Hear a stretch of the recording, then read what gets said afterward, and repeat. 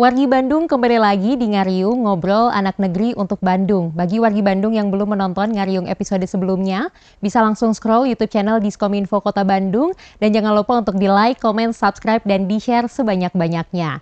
Dan seperti biasa nih tentunya di Ngariung akan selalu menghadirkan narasumber yang akan berbagi informasi seputar Kota Bandung. Wargi Bandung seperti yang wargi Bandung ketahui bahwa di Kota Bandung ini tentunya memiliki berbagai macam potensi, salah satunya berasal dari lapisan masyarakat ataupun organisasi masyarakat. Di Kota Bandung ini organisasi masyarakat ataupun komunitas ini banyak banget ragamnya, dari mulai komunitas yang berbasis kebudayaan, pendidikan, ekonomi, kepemudaan sampai dengan pemberdayaan perempuan. Dan kali ini kita akan membahas dan juga berbincang langsung dengan salah satu paguyuban tertua di Kota Bandung ataupun di Indonesia yang berbasis kebudayaan atau kesukuan.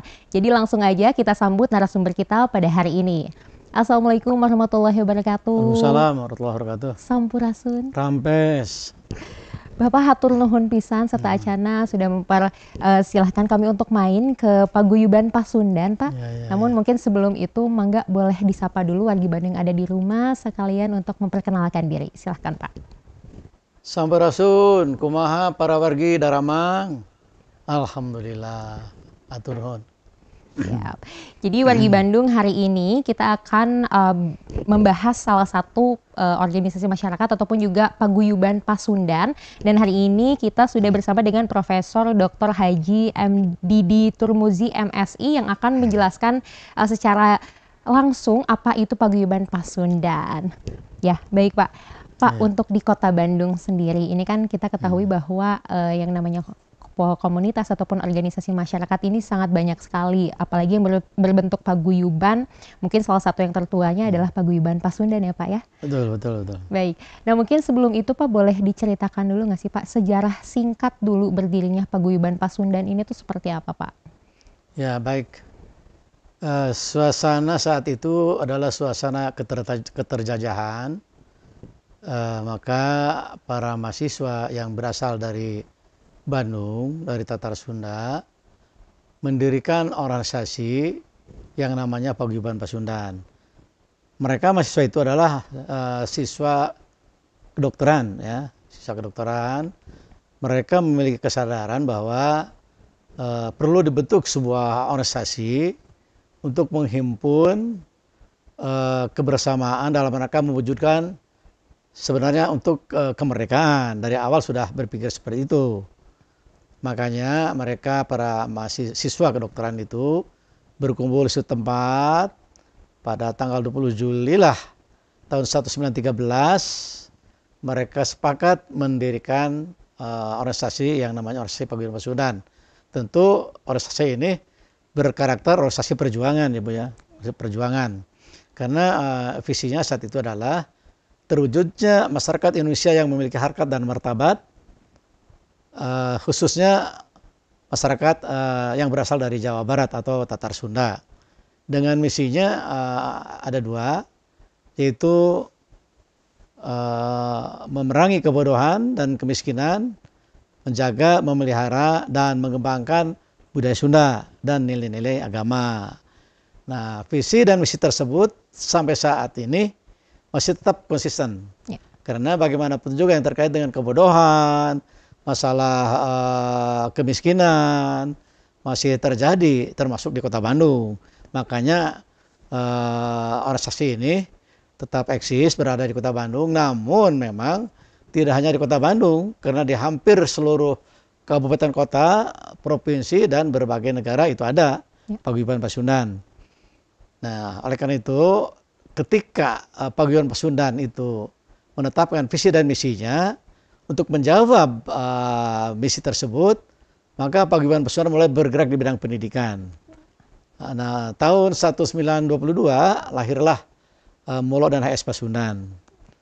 Dan sekolah itu ternyata bisa kualitasnya mengalahkan sekolah-sekolah yang ada. Karena memang Paguyuban Pasundan mengambil SDM tanah pengajar itu orang-orang Belanda yang memang punya kelebihan dari berbagai ilmu pengetahuan. Dengan bayaran yang tinggi, maka kita mendapatkan para pengajar asing, terutama dari Belanda itu, guru-guru yang hebat. Maka lahirlah beberapa alumni yang luar biasa ya. Seperti Jenderal Umar Wiryakusuma yang pernah jadi Wapres. Kemudian Letnan Jenderal Masudi yang pernah jadi Gubernur Jawa Barat. Mejen Solihin GP yang pernah jadi Gubernur Jawa Barat. Ada juga yang menjadi Rektor IPB dan pernah menjadi Menteri Pertanian, yaitu Profesor Dr. Isur Thayyib Hadiwijaya.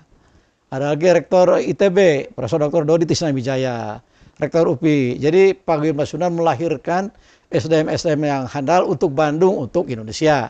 Tentunya seperti itu. Dan sampai saat ini juga Paguyuban Pasundan tetap eksis pada misinya. Di bidang ekonomi, Pasundan tahun 60 sudah membuat Bank Sentral Pasundan. Kemudian juga punya percetakan, penerbitan. Penerbitannya adalah sifat tahunan. Jauh sebelum pikiran rakyat ada, sifat tahunan sudah lahir. Dan itu pembacanya itu sampai ke Asia Tenggara. Aneh kan? Koran berbahasa Sunda, tapi dibaca oleh masyarakat Asia Tenggara. Saya tidak tahu Pak ngerti apa enggak, tapi ya, paling tidak koran itu terkenal. Ya. Terkenal. Kemudian juga punya percetakan PT Pengharapan Baru. Kemudian juga ada usaha yang lainnya, diantaranya ada untuk mengumpulkan dana yang terkait dengan bagaimana menyekolahkan anak-anak orang Sunda yang tidak mampu, membuat Yayasan Kesejahteraan Pasundan. Seperti itu. Jadi memang fokusnya Pasundan itu kepada pendidikan, kepada ekonomi, dan pelestarian budaya. Nah, kalau pelestarian budaya, tentu yang kita bangun, yang telah berjalan itu kita membuat Akademi Budaya Sunda, di mana memang kami melatih para pejabat Pemkot Bandung, pernah dari mulai kepala-kepala dinas, para asisten, kemudian camat, lurah sampai kepala sekolah negeri di Bandung kita godok di sini, kita celup dengan bahasa Sunda. Jadi penyampaian materi itu seluruhnya dengan menggunakan bahasa Sunda. Permulaan kita bicara masalah seni sastra Sunda, kemudian bicara soal tari Sunda, bicara tentang ekonomi Sunda, teknologi Sunda, sampai ke geologi Sunda kita ajarkan.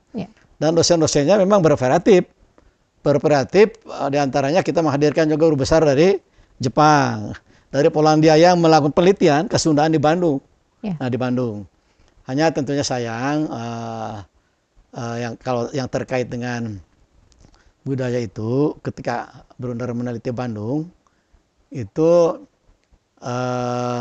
tahun 60-an itu masih ada budaya dominan Bandung itu Sunda. Ya, siapapun yang datang ke Bandung dari Sumatera, dari Kalimantan, Sulawesi, dari manapun juga, mereka berusaha menjadi seperti orang Sunda.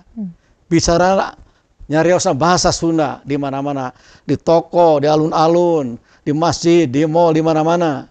Tapi ketika kita meneliti lagi, pada tahun 1990, ternyata Bandung sudah tidak punya budaya dominan lagi. Jangankan para pendatang, orang Bandung na oge tos bahasa Sundana tos pacampur. Jadi saat ini di Bandung, di Jawa Barat, di Tatar Sunda mengalami krisis menggunakan bahasa Sunda. Nah, kira-kira, itu adalah lahan Pasundan. Bahasa akar-agamanya sudah beda yang muda-muda. Kadang-kadang yang takut bicara karena memang ada undang-undang bahasa kan. Nah, itu pengaruh Mataram. Ya, kalau yang belum terjajah tidak ada undang-undang bahasa.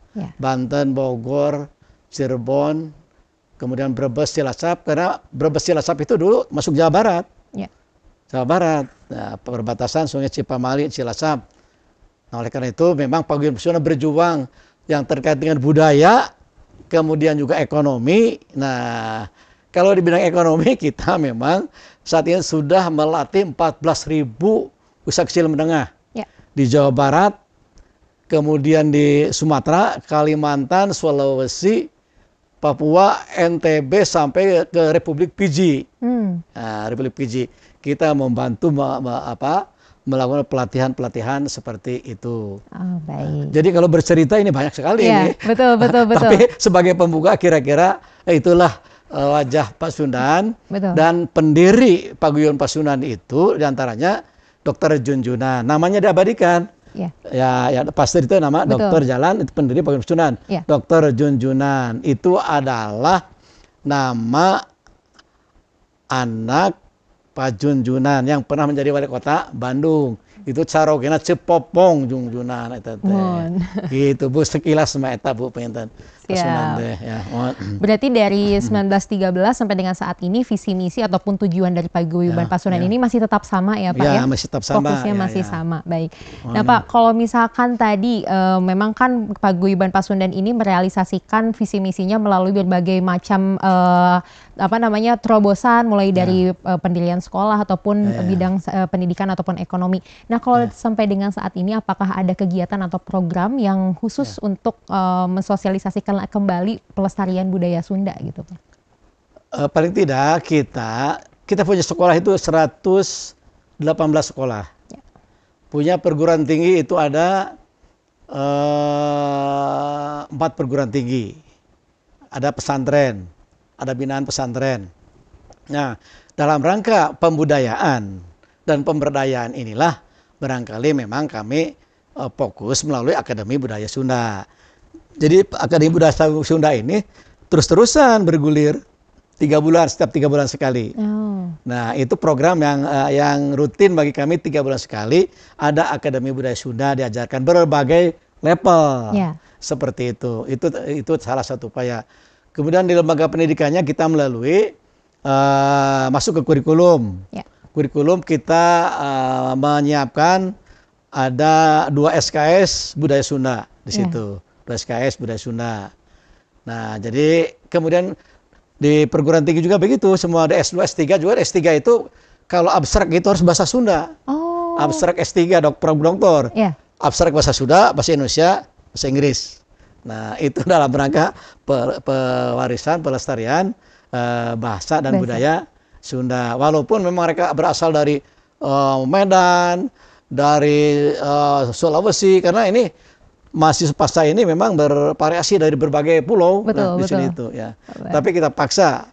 Pernah waktu saya jadi rektor, ada guru besar teknik mesin para samudera dari orang Jawa. Ada guru besar teknik industri Pak Mentias Arup, itu Bapak TI Indonesia itu. Kumpul di Unpas, ketika rapat dipaksa bahasa Sunda. Tidak tahu dan tidak ngerti apa-apa. Mereka protes, wah nggak ngerti inilah rapat jangan begini, harus bahasa Indonesia ini. Tapi dicoba dipaksakan akhirnya bisa juga. Ini coba dalam rangka pembudayaan. Pembudayaan dalam rangka sosialisasi bahasa ini seperti itu. Jadi kita melalui pendidikan kita jalankan. Untuk pendidikan dasar dan menengah kita coba tambahan bukan hanya ada lagi etika Sunda, kemudian huruf Sunda. Sebenarnya kesininya memang kita huruf Sunda ini memang kita pertimbangkan untuk tidak diberikan karena memang yang penting tahu dan ada sebab tidak dimanfaatkan, tidak digunakan seperti itu. Baik. Nah Pak, untuk tadi kan seperti dijelaskan bahwa di tahun 90-an saja budaya dominan Sunda ini sudah mulai memudar gitu ya Pak ya, apalagi sekarang di tengah-tengah era digital ya Pak ya. Nah kalau misalkan untuk meningkatkan lagi nih Pak kebudayaan Sunda ataupun kecintaan terhadap budaya Sunda di kalangan remaja ataupun juga milenials gitu Pak, kalau dari Paguyuban Sunda sendiri apakah ada kegiatan khususnya Pak? Nah ini sebenarnya kan begini, kalau budaya itu harus ada keberpihakan dari pemerintah melalui pemaksaan. Nah, melalui pemaksaan. Jadi itulah karakter budaya itu harus ada keberpihakan dari pemerintah melalui pemaksaan. Nah kalau di Pasundan paling tidak, ini kan anak-anak pengurus, anak-anak guru, anak-anak dosen. Ini gaulnya sudah beda, karena rata-rata mereka itu diam di komplek-komplek perumahan.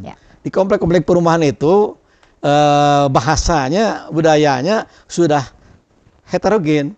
Nah itu kan masalah. Masalah. Orang Sunda, pengurus Pasundan tidak ngerti bahasa Sunda, tidak bisa berbahasa Sunda.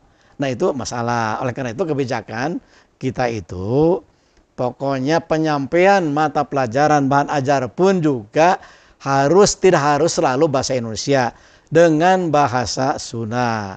Termasuk saya nguji D3 atau D2. Ke orang Sunda ditanya ku bahasa Sunda. Lama-lama kan biasa. Nah, itu upaya-upaya di internal kita lakukan di dunia pendidikan. Kemudian juga di keluarga juga paksakan digunakan. Paling tidak kalau anak-anak kita, cucu kita minta apapun ke kita, syaratnya menggunakan bahasa Sunda. Lama-lama bisa. Jadi bahasa Sunda itu budaya Sunda itu harus melalui pemaksaan, ada keberpihakan. Nah, karena ini memang krisis yang paling berat itu adalah menggunakan bahasa Sunda. Sedangkan bahasa itu adalah ciri dasar ethnicity. Ciri dasar ethnicity itu adalah bahasa, kedua etika. Nah, etika ini yang terkait dengan tata krama, sopan santun. Nah, itu yang kita menjadi fokus kita itu kepada bahasa dan kesantunan. Dan di dunia akademik juga kita dalam keilmuan juga kita sudah bisa mencoba menggunakan bahasa Sunda. Baik. Nah, untuk Paguyuban Pasundan sendiri ini kan memang berbasis kebudayaan Sunda gitu ya. Nah, untuk anggotanya kah atau pengurus dari Paguyuban Pasundan ini, apakah memang khusus untuk orang Sunda atau ada orang pendatang selain orang Sunda, mungkin campuran gitu ya, yang memang pengen menjadi anggota ataupun juga pengurus dari Paguyuban Pasundan? Paguyuban Pasundan itu orientasinya pendekatannya bukan arah, tetapi kultur, budaya. Makanya pengurus Pasundan kita coba yang di Sumatera Utara itu ketuanya orang Padang, wakilnya orang Batak, pengurusnya ke sini orang Sunda. Itu kita lakukan, ternyata bagus. Bagus. Yang penting bahwa selama mereka mencintai budaya Sunda, budaya Jawa Barat, itu adalah keluarga besar Pasundan. Di Unpas pernah dicoba juga, sudah.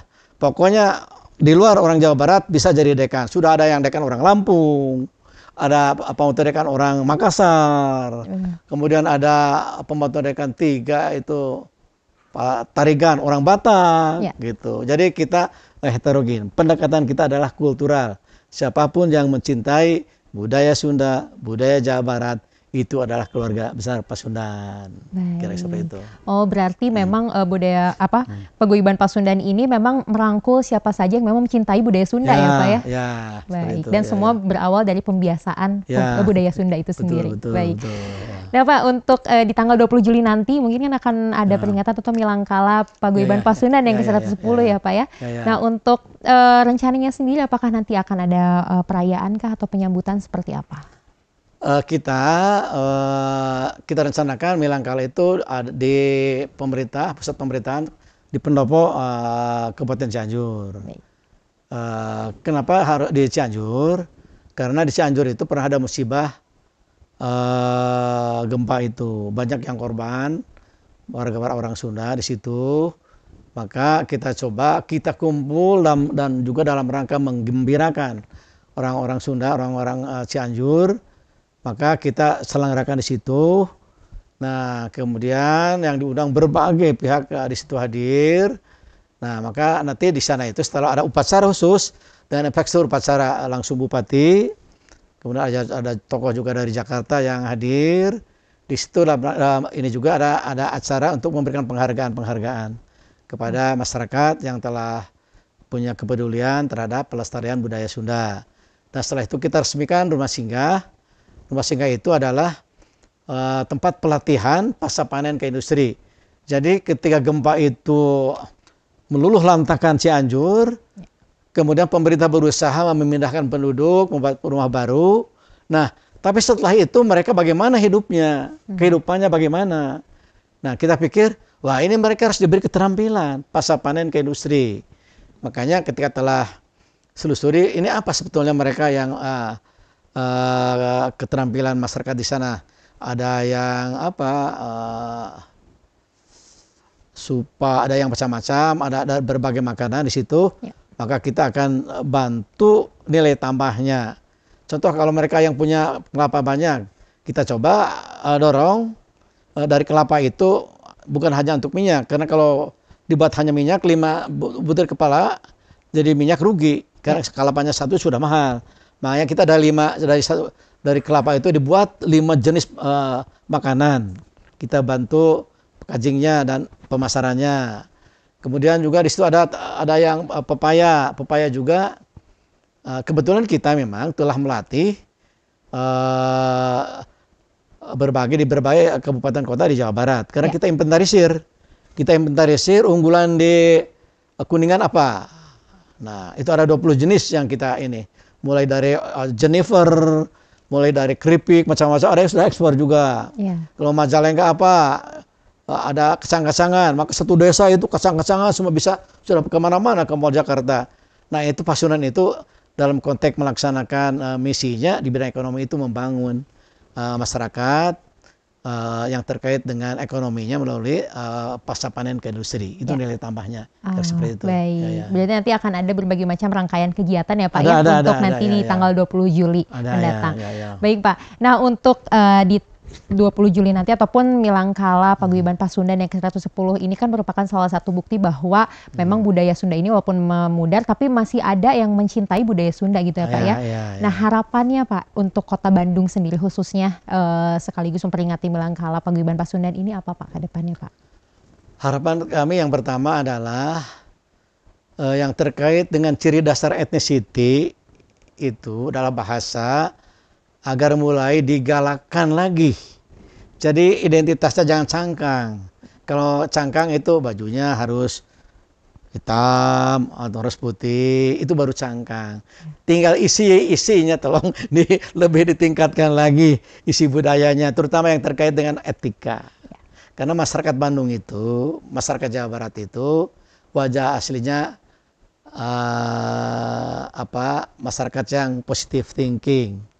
Husnudzon, berbaik sangka, masyarakat yang terbuka, someh, hadekasema. Inilah yang harus terus dijaga agar identitas Bandung itu Sunda. Betul. Nah, itu harus itu dari mulai para pimpinan ke bawah itu harus dipaksa. Kemudian yang berikutnya itu di hotel-hotel cobalah ada degung atau ada kecape suling minimal, ada, itu harus dipaksa itu. Jadi kita masuk ke Bandung terasa oh ya Bandung, seperti ke Bali kan, begitu masuk ke hotel udah ada. Nah itu saya ingin dari dulu, ini susah terwujud ini, susah terwujud padahal kan murah. Kecape suling juga kan murah, 3 orang jadi itu khas Bandung gitu kan. Nah jangan-jangan memang kita semua lupa gitu terhadap budaya sendiri. Sebab budaya lokal itu memang budaya yang memang satu saat itu akan menjadi cikal bakal budaya nasional. Betul. Karena budaya nasional itu baru asumsi dari berbagai macam suku bangsa. Jadi kalau kita punya unggulan di Bandung, nah Bandung kota kembang, someh hadekasema, ramah, tutur katanya bagus. Ini barangkali harus dirajut kembali dan semua harus dipaksa dan mulai lagi lah, jangan malu lah, kira seperti itu. Iya, berarti harapannya ke depannya semoga budaya Sunda ini tetap eksis di tengah-tengah gempuran budaya-budaya timur, mungkinnya budaya-budaya barat, dan ini juga akan terus terlestarikan apabila kita yang memulai. Karena gini Pak, mungkin di kalangan muda gitu ya Pak ya, membiasakan bahasa Sunda itu takut salah gitu Pak untuk mengucapnya, tapi kalau misalkan tidak dipaksa dan tidak terbiasa, kita tidak akan cinta mungkin gitu ya Pak ya. Jadi kalau pendapat saya itu, kan mereka takut diketawain, takut salah. Jadi jangan takut-takut lah. Karena bahasa keakraban mereka itu, bahasanya sudah beda.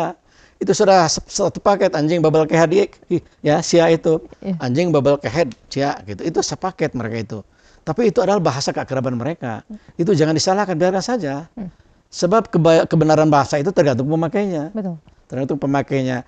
Pokoknya nama rek kelasar, rek harus seknaon nyarios ku bahasa Sunda. Nah jangan diketawakan, harus dihargai mereka anak-anak muda itu. Betul, baik, siap. Nah, wargi Bandung, hatur nuhun serta acara Pak, hatur nuhun. Nah, wargi Bandung, jadi memang kebudayaan Sunda ini bisa kita lestarikan, salah satunya yang paling utama adalah nyarios nganggo bahasa Sunda ya Pak ya. Karena bicara bahasa Sunda itu yang awalnya tadi memang harus dipaksa, nanti lama-lama jadi terbiasa, dan mungkin nanti juga akan menjadi cinta budaya Sunda lagi. Mungkin sekian Ngariung episode kali ini. Buat wargi Bandung, jangan lupa untuk tetap saksikan Ngariung episode-episode selanjutnya. Tak Adel pamit undur diri, sampai jumpa dan terima kasih. Allah.